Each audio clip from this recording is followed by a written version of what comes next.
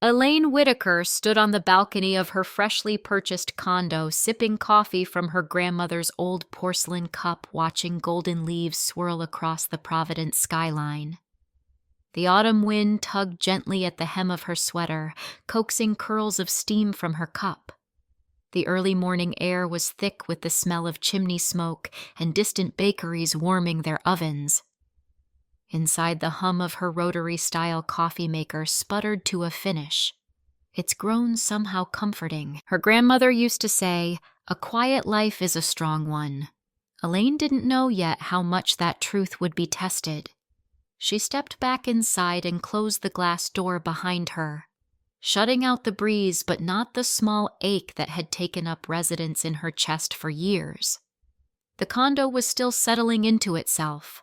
Boxes half unpacked, new light fixtures awaiting installation, a faint smell of fresh paint lingering in the air. It had cost her every saved dollar from the last decade, $550,000 paid in full, no mortgage, no cosigner, just discipline and solitude. The hallway was bathed in soft morning light when she hauled the step stool from the linen closet and carefully balanced to screw in the last of the pendant lights over the kitchen counter. She muttered under her breath when the fixture wobbled slightly, then steadied it, tightening the screws with precision. Hiring help never crossed her mind. Doing things alone had become a skill she didn't realize she'd perfected until there was no one left to offer assistance or excuses. As she tucked the screwdriver back into its drawer, a knock came at the door. A gentle rhythm. 3 soft taps followed by silence. Elaine opened it to find Mr. Leonard Green, her next-door neighbor, standing with a newspaper tucked under one arm and a folded cardigan over his shoulders. "Morning," he said with a tilt of his head, eyes twinkling behind thick lenses. "Smelled paint and cinnamon rolls. Thought you might be starting a bakery." Elaine smiled softly. "Just cinnamon-scented cleaner and stubborn wallpaper glue." He chuckled. "Looks like the place is shaping up. These old buildings breathe better when someone cares for them." "They breathe?" she asked. "They do," he said with certainty, glancing down the hallway as if listening to the walls. "They hold echoes, you know. Footsteps, arguments, birthdays. You learn to live alongside their memory." Elaine leaned on the doorframe, letting the quiet between them linger. "First Thanksgiving in the new place coming up," Leonard offered. "Any big plans?" "Just me and a baking dish," she replied. "You're always welcome to borrow sugar or company," he added before turning down the hall. She watched him go, his steps steady but cautious, like a man who had learned not to rush anything worth having. Back inside, her phone buzzed on the counter. A voicemail from Mom. Elaine let it go to audio. "Elaine, it's your mother. We're having dinner next Sunday. Whole family. Your sister and Michael are flying in. I expect you here at 5. Bring that pecan pie recipe from Graham's if you still have it." The message ended with a beep and a silence that filled the room. More than her mother's voice ever did. Elaine stared at the screen a moment longer before replying with a short, "Sure." She exhaled slowly as if trying to release something lodged deep between her ribs.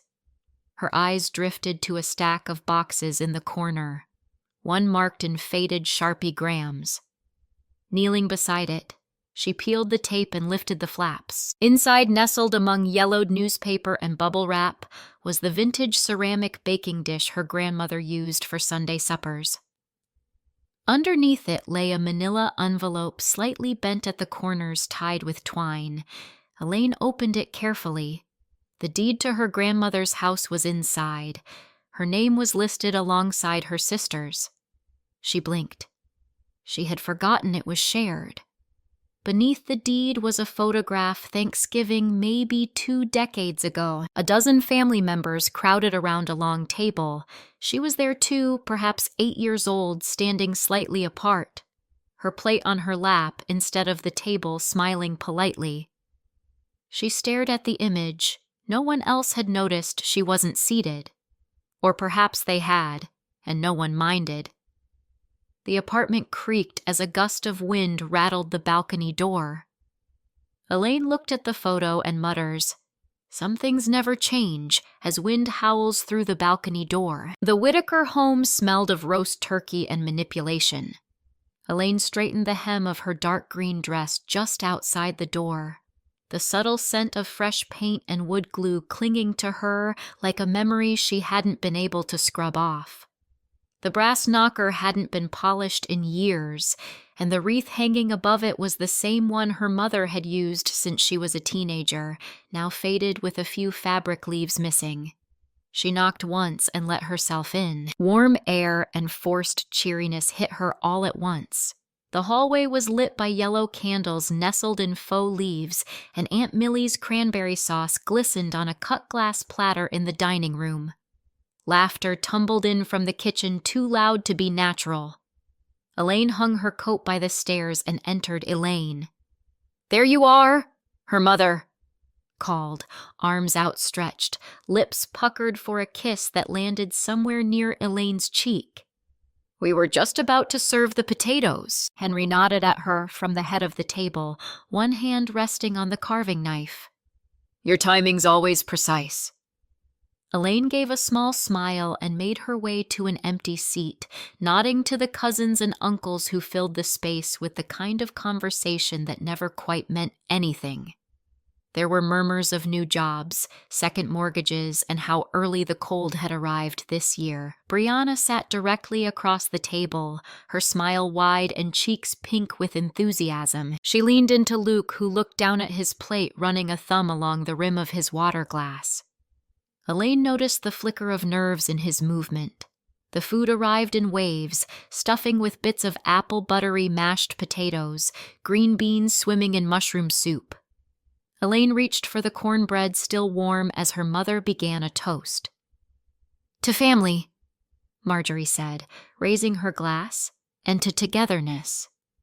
"To family" echoed the table. The small talk resumed, though now more laced with anticipation. Brianna cleared her throat and glanced around with the practiced poise of someone used to attention, so she said, eyes sparkling, "Luke and I have some exciting news." "Oh, darling, you tell it," Marjorie interjected. Brianna placed a hand on her stomach, voice light. "We're expecting baby Whitaker is due in May." Squeals, claps, and delighted gasps followed. Elaine joined the applause, soft and measured. And Brianna added, practically bouncing, "We're engaged." A second wave of cheer exploded across the table, followed by a clink of forks on plates, and more champagne being poured. Elaine took a sip of her water, her expression unreadable. As the noise subsided, Henry leaned back in his chair and smiled in a way that didn't reach his eyes. "Which brings us to something your mother and I wanted to discuss." Elaine felt her posture stiffen. "You know," Marjorie said, placing her napkin delicately on her lap with the baby on the way, "and wedding planning. Brianna and Luke could really use a place to settle, somewhere safe with space and close to family." Brianna nodded, eyes now on her plate. Henry cleared his throat. "Your condo, sweetheart. It's a bit much for just you. Don't you think?" Elaine's fork paused midair. "I mean," Marjorie continued, "you're alone, and they're starting a family. It just makes sense." Elaine set her fork down and folded her hands neatly in her lap.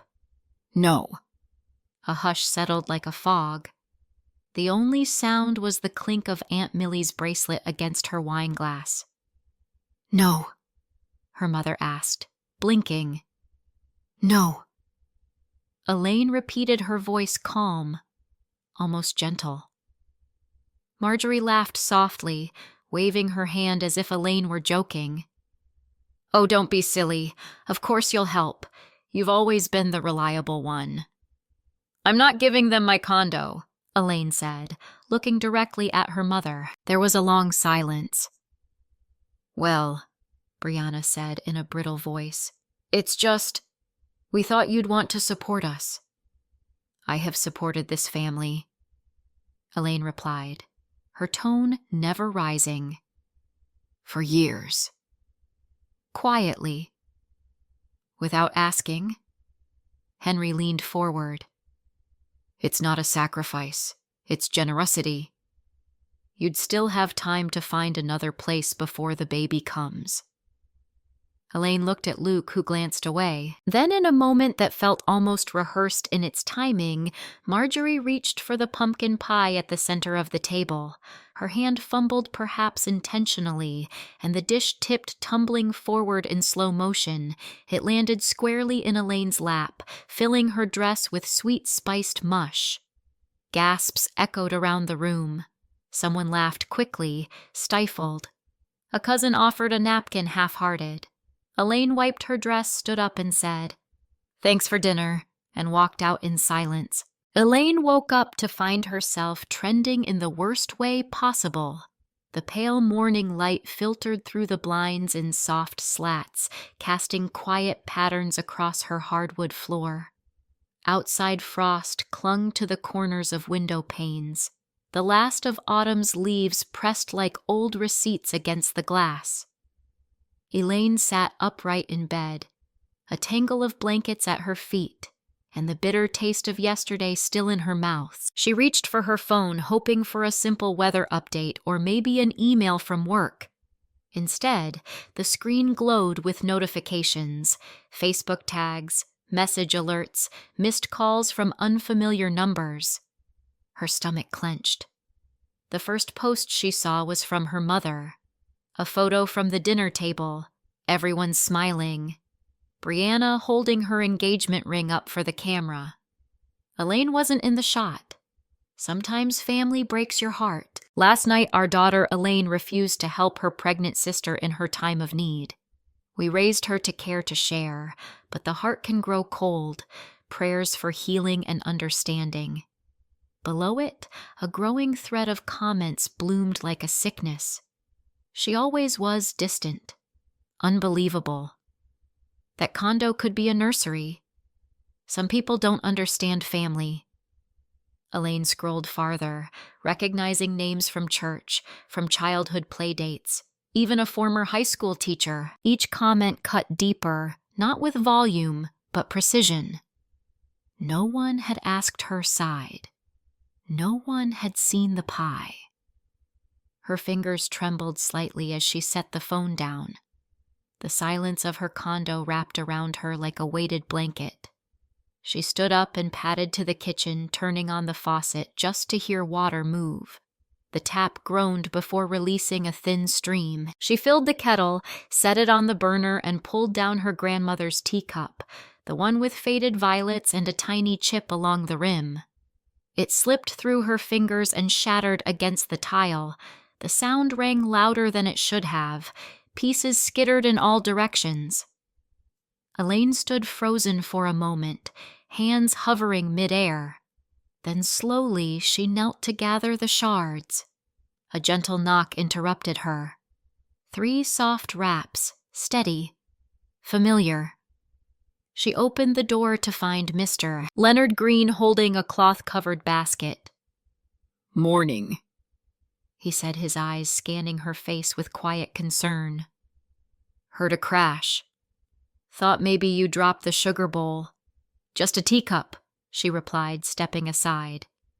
"Important one?" he asked as he handed over the basket. "It was." She managed a small smile. "I brought muffins, apple cinnamon. Figured the frost might call for warm carbs." They sat at her kitchen table, the kettle now gently whistling. Elaine poured 2 cups of black tea into mismatched mugs. Hers, plain his floral.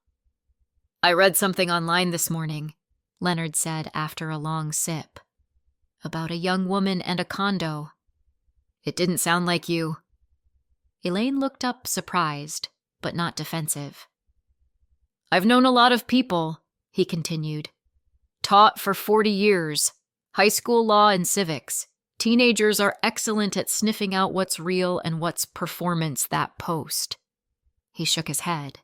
"It reeked of theater. I didn't even say anything," Elaine said quietly. "Not online. Not at the table." Leonard reached into his pocket and pulled out a worn business card. I don't hand these out much. Paul Keller. Sharp mind, steady hand. He was one of mine once. Elaine took the card, her fingers grazing the embossed lettering. I don't want to fight, she murmured. Neither do most people who find themselves in one, Leonard said gently. But sometimes standing still lets the storm decide your path. She looked at the card again, then out the window.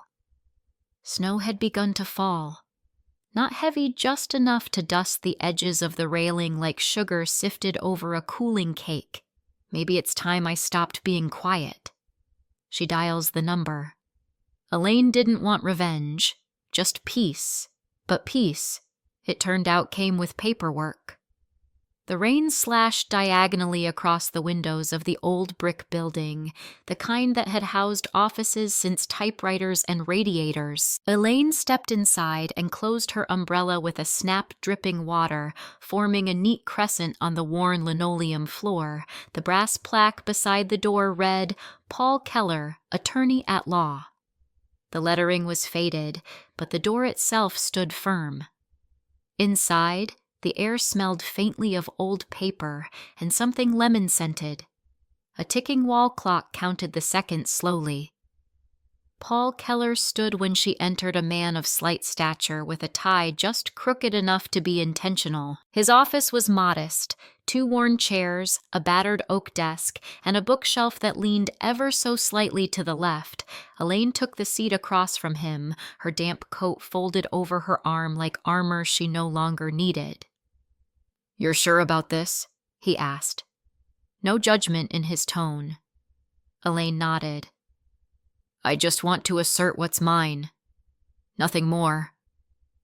Paul opened a manila folder, his fingers precise and slow. "Your grandmother's will is clear. The house on West Maple is co-owned by you and your sister. That makes your claim unimpeachable." He slid a typed letter across the desk. "This is a formal notice of intent. They'll have 60 days to either buy your share or agree to sell the property." Elaine read the letter carefully, her eyes scanning the legal phrases with the same discipline she used for tax codes and audits. Her name printed cleanly near the signature line startled her more than the content. Paul handed her a pen. "Once you sign, we send it. Then we wait." The nib scratched faintly against the paper. That afternoon, while rain danced on her condo's balcony rail, the notice was delivered via courier. By Wednesday, the fallout arrived at 6:42 p.m. Someone pounded on her door with unrelenting fury.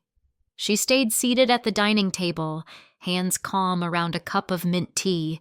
She had already hit record on her phone, the screen glowing from under a folded napkin. "Elaine." "You ungrateful brat," her mother's voice thundered. "After everything we've done for you," came her father's gruffer tone. "You're making your pregnant sister homeless." That was Brianna, voice brittle and dramatic. She didn't move. The shouting swelled words tumbling over each other. Selfish, cruel, disgraceful. Elaine sat through it like granite, letting their rage wash over her without rising to meet it. After 12 minutes, the hallway fell silent. The next morning, Dana Lopez sent a text. "I saw the posts. Still got your back. Remember when you helped me fix those tax forms in 19? I owe you." "Want me to write something?" Elaine typed back. "Only if you want to." Dana's reply came fast. "I do." By Friday. A soft knock echoed from Paul's office as Elaine entered again, a small envelope tucked into her coat pocket. She handed over a USB drive and her phone. "I recorded the entire thing, also screenshots from Facebook Messenger. And Dana posted a piece online, balanced but clear." Paul plugged in the drive, his brows lifting slightly as he listened to the audio through discreet headphones. When it ended, he leaned back. "They won't be able to deny any of this." Elaine exhaled slowly, a breath she hadn't realized she'd been holding. The rain had tapered outside, but gutters still murmured with rushing water. The old radiator clicked and hummed in the corner. Paul stood and walked to his desk. "Their attorney just sent this." He passed over a letter with a law firm's emblem embossed at the top. Elaine read the first line. "We are open to mediation." They expected silence. What they got was a signature and a strategy. Elaine adjusted her wool coat before stepping into the Keller Law Group office, her boots leaving faint prints of slush on the entry mat. The building's lobby smelled of old oak and lemon polish, its paneled walls lined with black and white photos of Providence in decades past. A chandelier hung above her like a faded sun, its golden light casting a warm, nostalgic hue over the vintage rug that stretched the length of the hallway. Paul was already inside the conference room sorting papers into neat stacks. The long table gleamed under soft lighting flanked by chairs that creaked with age. Across from him sat the Whitakers' Marjorie with tight lips and tighter posture, Henry trying not to scowl. Brianna shifting uncomfortably in her seat, her engagement ring catching light as she fidgeted. Luke kept his gaze low, folding and unfolding a napkin. Elaine sat without a word, her expression unreadable. She placed her leather folder on the table and met her mother's eyes, not with defiance but with clarity. The mediator. A soft-spoken man named Harris began by reviewing the facts. Paul interjected calmly but firmly, presenting the co-ownership clause from the will. "Elaine has every right to request a sale or buyout," he said. Marjorie leaned forward. "We've lived in that house for over 20 years. You can't put a price on memories." Paul didn't flinch. "This isn't about memories. This is about ownership and choice," Henry chimed in. "We've nowhere else to go. Brianna's baby is due in weeks." Elaine remained quiet until Paul slid a manila folder across the table. "We anticipated that argument," he said smoothly. "Please listen." He tapped his laptop, and from the small speaker came the voices, clear, unfiltered. "You ungrateful brat! She's making her pregnant sister homeless." The room grew still. Paul then read aloud portions of the Facebook post. "Despite public statements shaming my client, she has chosen to proceed legally, not emotionally." The mediator's eyes narrowed. This complicates claims of hardship. There was a knock at the door. Dana Lopez stepped in, a press badge hanging discreetly from her coat. "Apologies. Ms. Whitaker invited me to observe as part of a feature I'm writing." Paul glanced at Elaine, who nodded once. Dana took a quiet seat near the corner, flipping open her notepad. The atmosphere shifted. The Whitakers stiffened. Brianna whispered something to Luke. He looked away. When the meeting broke briefly, Dana leaned toward Elaine near the window. Outside, snow flurries danced like ash over the brownstone rooftops. "Can I ask something off record?" Dana murmured. "Do you regret any of this?" Elaine didn't look away. "No. I only regret waiting this long to say no." Back at the table, Harris began outlining the terms. Given the co-ownership status and the lack of mutual agreement, the house will be appraised and listed for sale. Proceeds will be divided equally between the parties. Marjorie gasped softly. Henry's jaw clenched. Brianna blinked hard, her hands resting protectively over her belly. Elaine Rose shook hands with Harris and nodded at Paul. She said nothing to the others, her silence more final than any outburst could be. As she stepped into the cold December air, Dana caught up. "The piece is called The Graysons Saying No," she said. "Should be live tomorrow." Elaine managed a half smile. "It's a good title." Snow crunched under her feet as she walked toward her car. The city was preparing for the holidays, garlands strung across shop windows, a choir rehearsing faintly in the distance. Later that night, her phone buzzed on the kitchen counter. Subject closing confirmation. Your property closing has been scheduled for December 19th. Snow fell quietly outside, but inside Elaine's home it was warm with peace. The apartment hummed with the low murmur of jazz from the vintage radio in the kitchen. Soft lights twinkled from the garland wrapped around the windowsill, their golden glow casting gentle shadows on the hardwood floor she had installed with her own hands. The scent of cinnamon and cloves lingered in the air, curling from a simmering pot on the stove. Elaine sat cross-legged on the rug in her living room, wrapping the last of several small gift boxes. Blankets, socks, and tiny tins of cocoa, all neatly labeled for the local women's shelter. Each one bore a handwritten tag that read simply, "Warm wishes from a neighbor." Her fingers moved with quiet purpose, tape and ribbon crinkling softly under the glow of a nearby lamp. From the hallway came a series of soft knocks. Elaine rose, brushed imaginary lint from her sweater, and opened the door. Leonard stood there bundled in a long charcoal coat, his knit scarf slightly askew. In one hand, he held a brown paper bag with a ribbon poking from the top. "I hope I'm not too early," he said, eyes twinkling behind his glasses. "You're just in time." Elaine smiled, stepping aside. He handed her the bag, gingerbread cookies and a bit of cider. "Non-alcoholic, I promise. Come in," she said.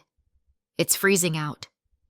Leonard eased into the armchair by the window, his movements deliberate, gentle. Elaine poured them each a cup of cider and joined him on the love seat across the coffee table. They sat for a while, sipping quietly, watching the snowflakes drift like stars outside the window. "She would have loved this," Leonard said, breaking the silence. Elaine nodded. She always made the season feel safe, even when the rest of the year didn't. "I remember when your grandmother brought me soup 3 days in a row after I broke my foot. Never asked. Just showed up." His voice softened. She had a way of seeing people no one else noticed. Elaine reached over to the small pine tree in the corner, barely 3 feet tall, but glowing with tiny white lights, and decorated with cards from co-workers and neighbors. She adjusted a red envelope bearing Sarah's familiar scrawl. None bore the names of her parents. Not one. "That tree," she said quietly, "feels more like family than most of what I grew up with." Leonard didn't respond. He didn't need to. Elaine stood and walked to the balcony, opening the glass door with a creak. The cold air nipped at her skin, but she stepped outside anyway, the hem of her cardigan fluttering in the breeze. Across the neighborhood, lights glittered on rooftops and porches. The soft yellow glow of windows revealed silhouettes laughing, hugging, dancing. She gripped the railing and inhaled deeply. No one had called her sister in weeks. No one had texted Merry Christmas from the Whitaker clan, but the silence no longer bid it, simply existed like the snow present, but no longer threatening. Elaine turned back inside as the kettle whistled. She poured another cup for Leonard and handed it to him with a smile. "You know," he said after a beat, "quiet doesn't mean empty." She nodded. Later that evening, as the fire flickered low and Leonard prepared to leave, Elaine noticed an envelope tucked beneath the door. She picked it up, no return address, only her name written in looping ink. Inside, a card printed on thick paper. On the front, a soft watercolor of Providence rooftops under snow. Inside, a short message. "Some stories deserve to be heard. Thank you for sharing yours. Dana." Elaine smiled to herself, fingers resting on the card's edge. She placed it beside her grandmother's photograph on the bookshelf. She didn't need a title in a family album or a chair at someone else's table. She had a home, and for the first time in years, she knew it was truly hers. The snow outside whispered of winter's chill, but inside Elaine's world, a quiet grace had taken root. She didn't raise her voice or demand justice loudly. She simply said no and meant it. in a world eager to label and judge her story, reminds us that true kindness asks for nothing in return, and dignity begins when we refuse to be defined by others. Like the soft glow of a candle in the window, an act of quiet strength can guide us through the darkest rooms. If this story stirred something in you, maybe it's time to notice the silent gifts already around you.